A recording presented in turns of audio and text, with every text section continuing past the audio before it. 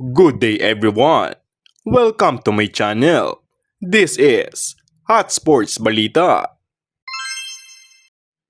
Para sa balitang sports, kamakailan ay naging usap-usapan ang di umunay pagnanais ni GSW superstar na si Stephen Curry na tuluyan ng lisanin ng kinabibilangang koponan ng Golden State Warriors matapos makapaglaro ng 15 season.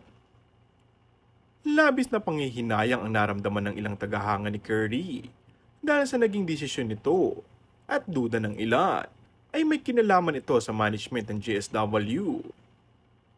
Maaalalang nagbahagi si Curry ng isang post sa kanyang social media account na kung saan ay tila may pinaparinggan nito.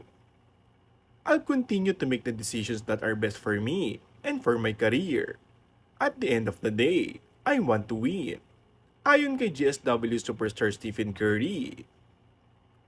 Ilang fans din ang nakapansin sa pinaplanong pagsibat ni Curry sa kanyang kasalukuyang koponan upang tumawid patungong LA Lakers matapos magbahagi ng ilang larawan, kabilang ang isang larawan kasamang LA Lakers superstar na si LeBron James.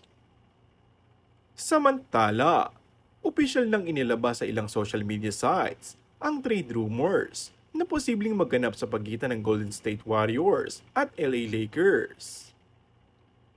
Ayon sa ulat, 5 mabibigat na manlalaro ng Lakers ang napabilang sa nasabing trade kapalit ni Curry sa Warriors.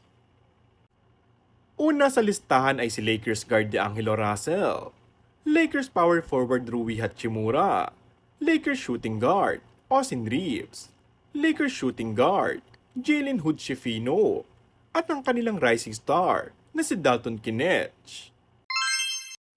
Kung bago ka lang sa aking channel ay mag-subscribe at pindutin na rin ang notification bell.